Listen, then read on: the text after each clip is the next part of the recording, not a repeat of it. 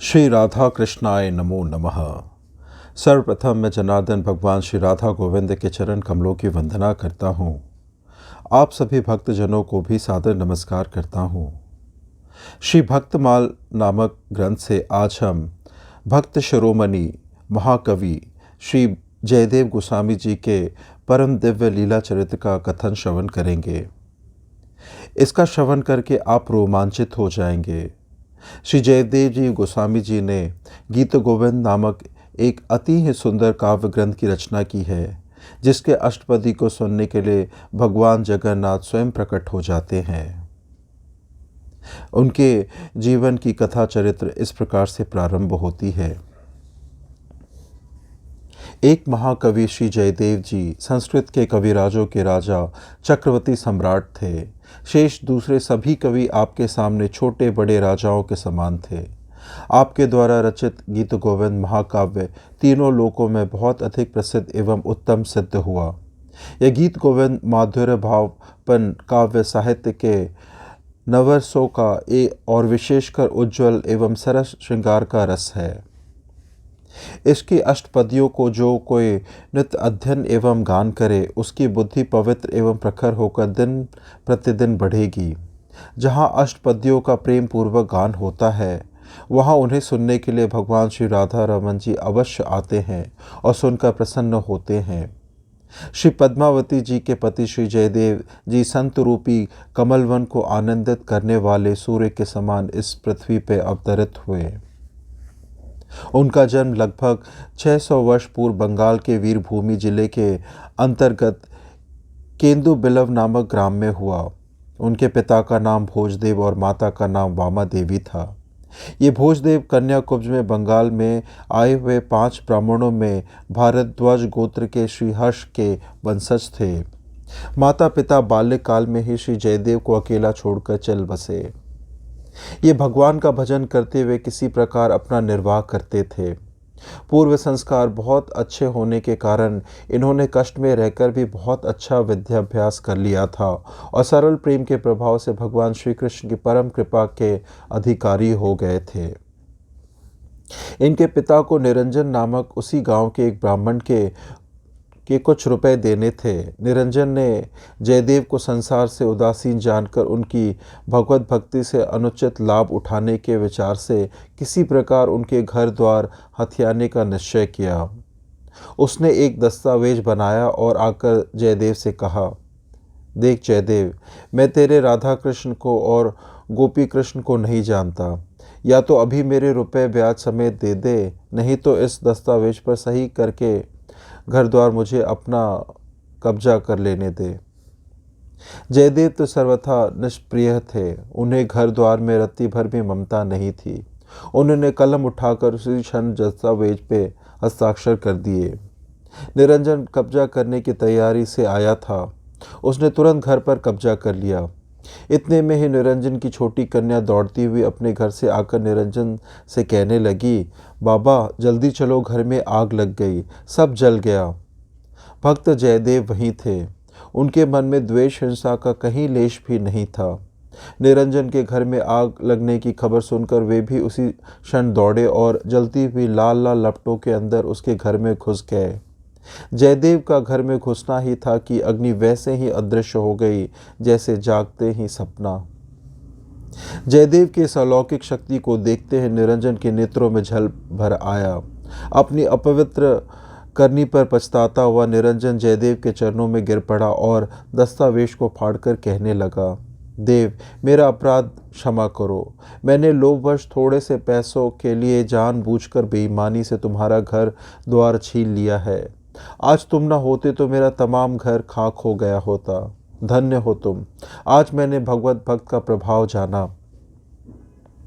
उसी दिन से निरंजन का हृदय शुद्ध हो गया और वह जयदेव के संग से लाभ उठाकर भगवान के भजन कीर्तन में समय बिताने लगा। भगवान की अपने ऊपर इतनी कृपा देखकर जयदेव का हृदय द्रवित हो गया। उन्होंने घर द्वार छोड़कर पुरुषोत्तम क्षेत्रपुरी जाने का विचार किया और अपने गांव के पराशर नामक ब्राह्मण को साथ लेकर वे पुरी की ओर चल पड़े। भगवान का भजन कीर्तन करते मग्न हुए जयदेव जी चलने लगे।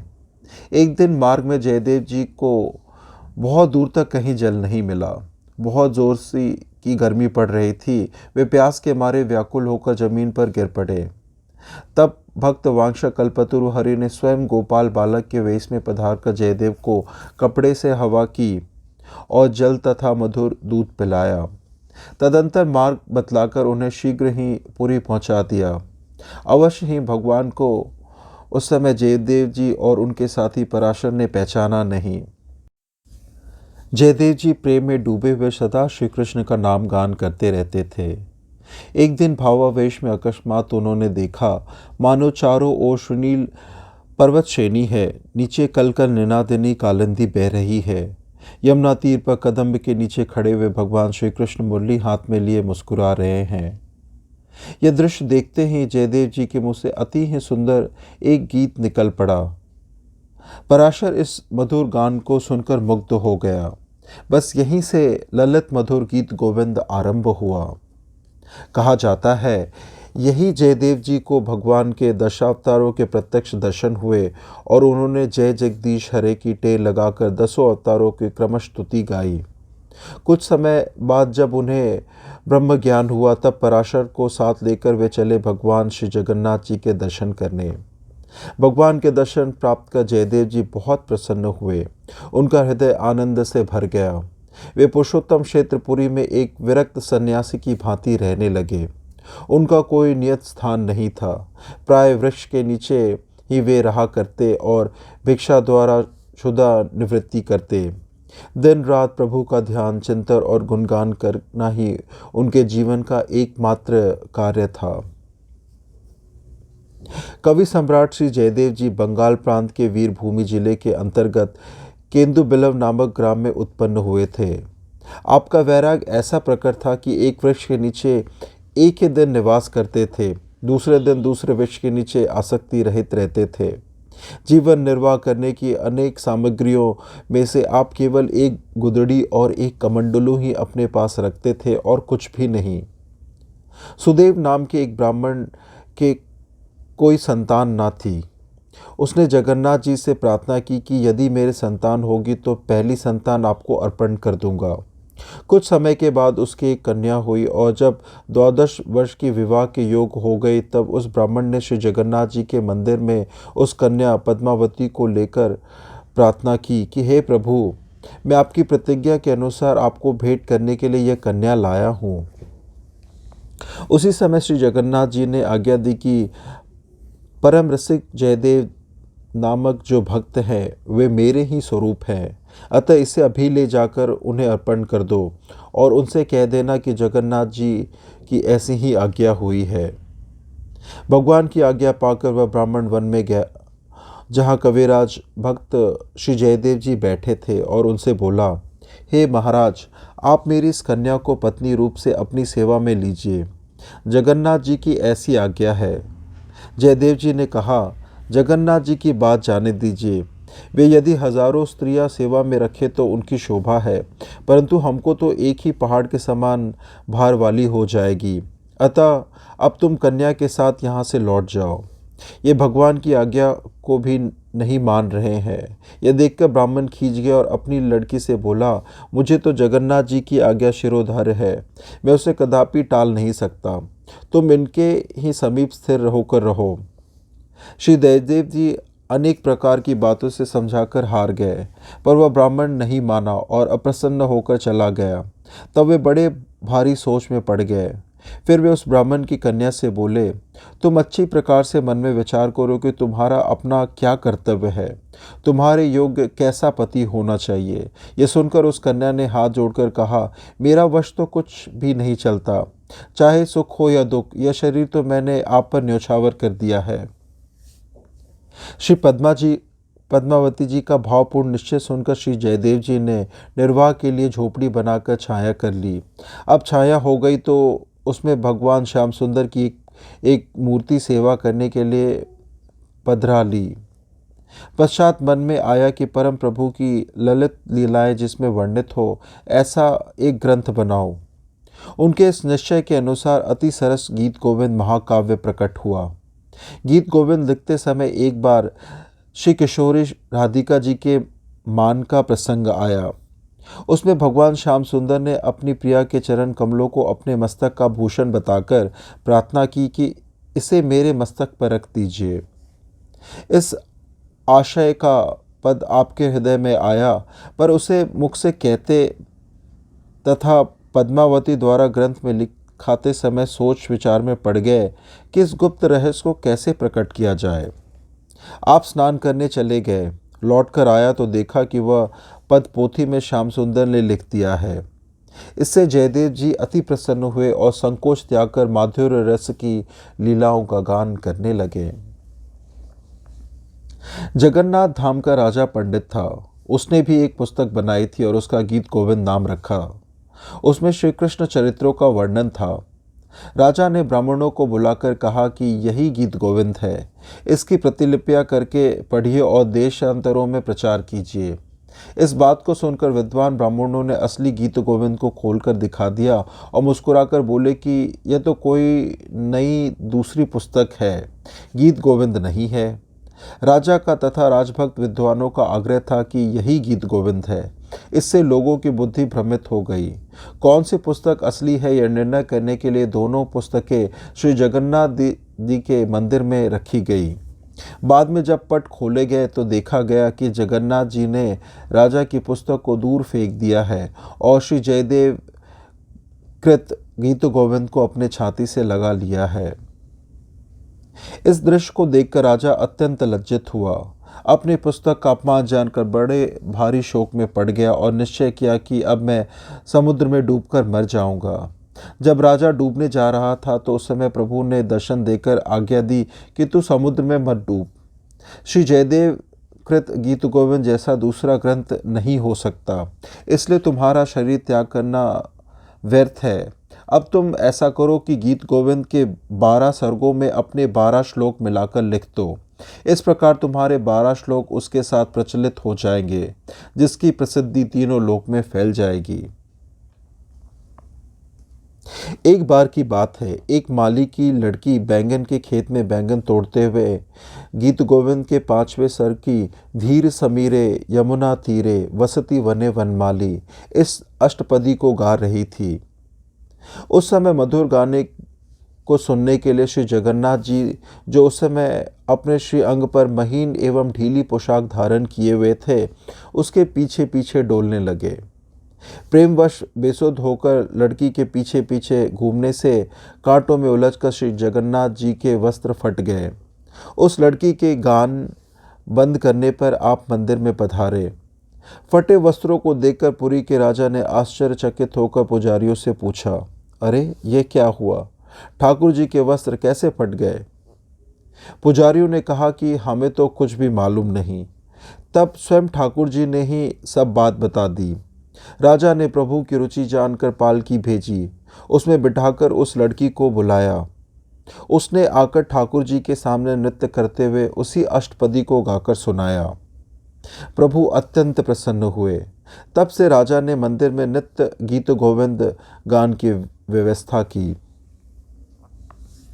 उक्त घटना से गीत गोविंद के गायन को अति गंभीर रहस्य जानकर पुरी के राजा ने सर्वत्र यह ढिंढोरा पिटवाया कि कोई राजा हो या निर्धन प्रजा हो, सभी को उचित है कि इस गीत गोविंद का मधुर स्वरों में गान करे। उस समय ऐसी भावना रखे कि प्रिय प्रियतम श्री राधा श्याम सुंदर समीप विराज कर श्रवण कर रहे हैं। गीत गोविंद के महत्व को मुल्तान के एक मुगल सरदार ने एक ब्राह्मण से सुन लिया। उसने घोषित रीति के अनुसार गान करने का निश्चय करके अष्टपदियों को कंठस्थ कर लिया। तब वह घोड़े पर चढ़कर चलता था तो उस समय घोड़े पर आगे भगवान विराजे हैं ऐसा ध्यान कर लेता था, फिर गान करता था। एक दिन उसने घोड़े पर प्रभु को आसन नहीं दिया और गान करने लगा। फिर क्या देखा कि मार्ग में घोड़े के आगे आगे मेरी ओर मुख किए हुए श्याम सुंदर पीछे को चलते हैं और गान सुन रहे हैं। घोड़े से उतरकर उसने प्रभु के चरण स्पर्श किए तथा नौकरी छोड़कर विरक्त वेश धारण कर लिया। गीत गोविंद का अनंत प्रताप है। स्वर्ग की देवांगनाएं भी इसका गान करती हैं। इसकी महिमा का वर्णन कौन कर सकता है, जिस पर स्वयं रीझ कर भगवान ने उसमें अपने हाथ से पद लिखा है। श्री जयदेव जी को एक बार एक सेवक ने अपने घर बुलाया। दक्षिणा में आग्रह करके कुछ मोहरे देने लगा। आपके मना करने पर भी उसने आपकी चद्दर में मोहरे बांध दी। आप अपने आश्रम को चले, तब मार्ग में उन्हें ठग मिले। आपने उनसे पूछा कि तुम लोग कहाँ जाओगे? ठगों ने उत्तर दिया, जहाँ तुम जा रहे हो वहीं हम भी जाएंगे। श्री जयदेव जी समझ गए कि ये ठग है। आपने गांठ खोलकर सब मोहरें उन्हें दे दी और कहा कि इनमें से जितनी मोहर आप लेना चाहे ले ले। उन दुष्टों ने अपने मन में सोच समझकर कहा कि इन्होंने मेरे साथ चालाकी की है। अभी तो भयवश सब धन बिना मांगे ही हमें सौंप दिया है, परंतु इनके मन में यही है कि यहाँ से तो चलने दो, आगे जब नगर आएगा तो शीघ्र ही इन सबको पकड़वा दूंगा। यह सोचकर उन ठगों ने श्री जयदेव जी के हाथ पैर काटकर बड़े गड्ढे में डाल दिए और अपने अपने घरों को चले गए। थोड़े समय बाद ही वहाँ एक राजा लक्ष्मण सेन आया। उसने देखा कि श्री जयदेव जी संकीर्तन कर रहे हैं और गड्ढे में दिव्य प्रकाश छाया है तथा हाथ पैर कटे होने पर भी वे परम प्रसन्न है। तब उन्हें गड्ढे से बाहर निकालकर राजा ने हाथ पैर कटने का प्रसंग पूछा। जयदेव जी ने उत्तर दिया कि मुझे इस प्रकार का ही शरीर प्राप्त हुआ है। श्री जयदेव जी के दिव्य दर्शन एवं मधुर वचनामृत को सुनकर राजा ने मन में विचारा कि मेरा बड़ा भारी सौभाग्य है कि ऐसे संत के दर्शन प्राप्त हुए। राजा उन्हें पालकी में बिठाकर घर ले आया। चिकित्सा के द्वारा कटे हुए हाथ पैरों के घाव को ठीक करवाए। फिर जयदेव जी से प्रार्थना की कि अब आप मुझे आज्ञा दीजिए कि कौन सी सेवा करूं। श्री जयदेव जी ने कहा कि राजन, भगवान और भक्तों की सेवा कीजिए। ऐसी आज्ञा पाकर राजा साधु सेवा करने लगा। इसकी ख्याति चारों ओर फैल गई। एक दिन वे ही चारों ठग सुंदर कंठी माला धारण करके राजा के यहाँ आए। उन्हें देखते ही श्री जयदेव जी ने अत्यंत प्रसन्न होकर कहा, देखो, आज तो मेरे बड़े गुरु भाई लोग आए हैं। ऐसा कहकर उन्होंने सबका बड़ा ही स्वागत किया। श्री जयदेव जी ने शीघ्र राजा को बुलवाकर कहा कि इनकी प्रेम से यथोचित सेवा करके संत सेवा का फल प्राप्त कर लो। आज्ञा पाकर राजा उन्हें भीतर महल में ले गया और अनेक सेवकों को उनकी सेवा में लगा दिया, परंतु उन चारों के मन अपने पाप से व्याकुल थे। उन्हें भय था कि यह हमें पहचान गया है, राजा से कहकर मरवा देगा। वे राजा से बार बार विदा मांगते, पर राजा उन्हें जाने नहीं देता। तब श्री जयदेव जी ने कहने पर राजा ने अनेक प्रकार से वस्त्र, रत्न, आभूषण आदि देकर उन्हें विदा किया। सामान को ढोने के लिए साथ में कई मनुष्यों को भी भेजा। राजा के सिपाही गठिरों को लेकर उन ठग संतों को पहुंचाने के लिए उनके साथ साथ चले। कुछ दूर जाने पर राजपोषों ने उन संतों से पूछा कि भगवान, राजा के यहाँ नित्य सत्य महात्मे आते जाते रहते हैं, परंतु स्वामी जी ने जितना सत्कार आपका किया और राजा से करवाया है, ऐसा किसी दूसरे साधु संत का सेवा सत्कार आज तक नहीं हुआ। इसलिए हम प्रार्थना करते हैं कि आप बताइए कि स्वामी जी से आपका क्या संबंध है। उन्होंने कहा, यह बात अत्यंत गोपनीय है, मैं तुम्हें बताता हूँ, पर तुम किसी से मत कहना। पहले तुम्हारे स्वामी जी और हम सब एक राजा के यहाँ नौकरी करते थे। वहाँ इन्होंने बड़ा भारी अपराध किया। राजा ने इन्हें मार डालने की आज्ञा दी, परंतु हमने अपना प्रेमी जानकर इनको मारा नहीं, केवल हाथ पैर काटकर राजा को दिखा दिया और कह दिया कि हमने मार डाला। इसी उपकार के बदले में हमारा सत्कार विशेष रूप से कराया गया है। उन कृतघ्नि साधु वेशधारियों के इस प्रकार झूठ बोलते ही पृथ्वी फट गई और वे सब उसमें समा गए। इस दुर्घटना से राजपुरुष लोग आश्चर्यचकित हो गए। वे सब के सब दौड़कर स्वामी जी के पास आए और जैसा हाल था कह सुनाया। उसके सुनते ही श्री जयदेव जी दुखी होकर हाथ पैर मलने लगे। उसी क्षण उनके हाथ पैर बड़े सुंदर जैसे थे वैसे ही फिर आ गए। राजपुरुषों ने दोनों आश्चर्यजनक घटनाओं को राजा से कह सुनाया। हाथ पैर पूरे हो जाने की घटना सुनकर राजा अति प्रसन्न हुआ। उसी समय वह दौड़कर स्वामी जी के समीप आया और चरणों में सिर रखकर पूछने लगा, प्रभु, कृपा करके इन दोनों चरित्रों का रहस्य खोलकर कहिए कि क्यों धरती फटी और उसमें सब साधु कैसे समाये। आपके ये हाथ पैर कैसे निकल आए? राजा ने स्वामी जी से जब अत्यंत हठ किया, तब उन्होंने सब बात खोलकर कह दी। फिर बोले कि देखो राजन, यह संतों की बड़ी भारी महिमा है। संतों के साथ कोई चाहे जैसी और चाहे जितनी बुराई करे, तो भी वे उस बुराई करने वाले का बुरा ना सोचकर बदले में उसके साथ भलाई ही करते हैं।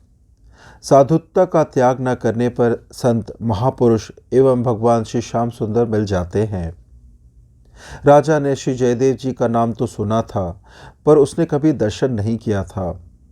आज जब उसने श्री जयदेव जी के नाम गांव को जाना, तो प्रसन्न होकर कहने लगा कि आप कृपा कर यहीं विराजिए।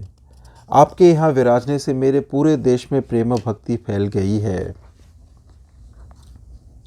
श्री जयदेव जी का जहाँ आश्रम था, वहाँ से गंगा जी की धारा 18 कोस दूर थी, परंतु आप योग बल से नित्य गंगा स्नान करते थे।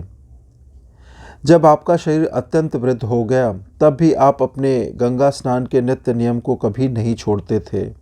इनके बड़े भारी प्रेम को देखकर इन्हें सुख देने के लिए रात को स्वप्न में श्री गंगा जी ने कहा, अब तुम स्नानार्थ इतनी दूर मत आया करो, केवल ध्यान में ही स्नान कर लिया करो। धारा में जाकर स्नान करने का हठ मत करो। श्री जयदेव जी ने इस आज्ञा को स्वीकार नहीं किया।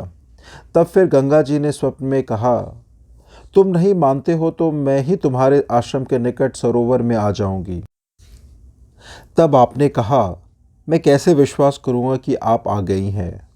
गंगा जी ने कहा, जब आश्रम के समीप जलाशय में कमल खिले देखना, तब विश्वास करना कि गंगा जी आ गई है।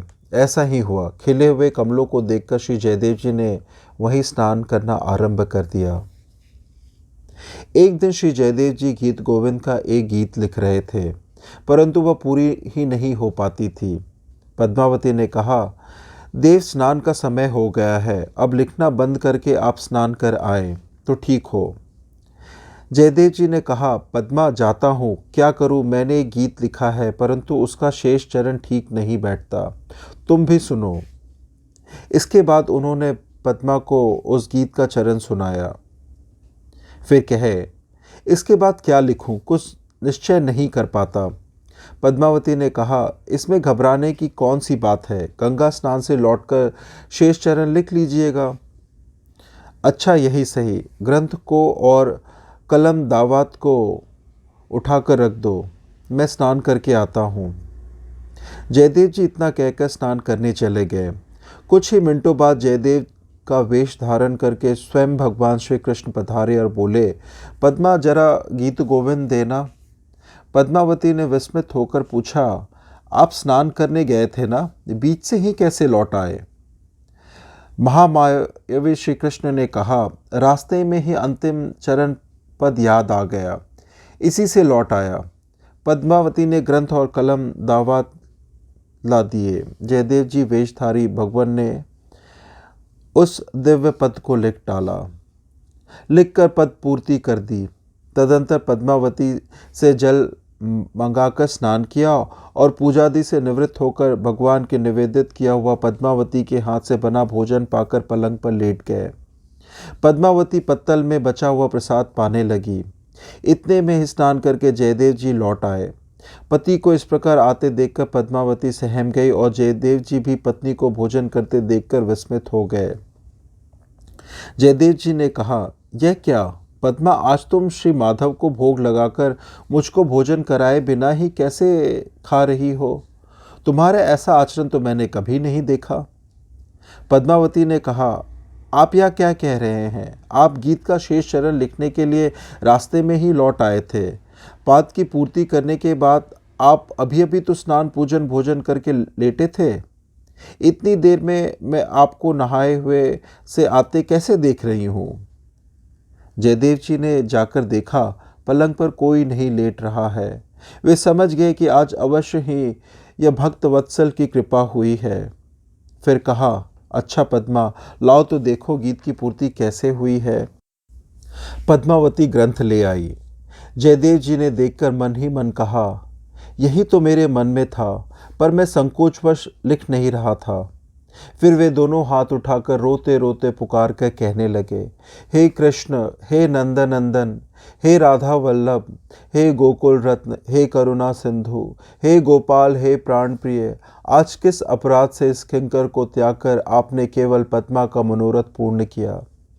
इतना कहकर जयदेव जी पद्मावती की पत्तल से श्रीहरि का प्रसाद उठाकर खाने लगे।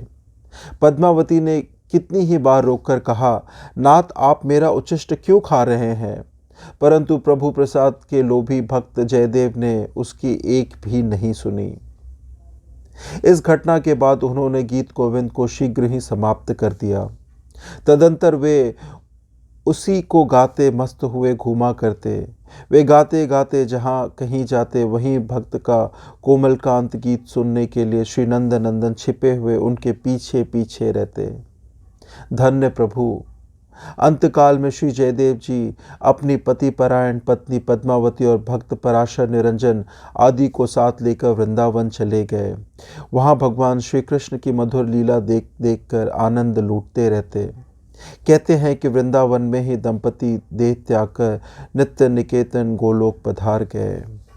किसी किसी का कहना है कि श्री जयदेव जी अपने ग्राम में शरीर छोड़ा था और उनके घर के पास ही उनका समाधि मंदिर बनाया गया। उनके स्मरणार्थ प्रतिवर्ष माँ की संक्रांति पर केदु बिलव गांव में आज भी मेला लगता है, जिसमें प्राय 1 लाख से अधिक नर नारी एकत्र होते हैं।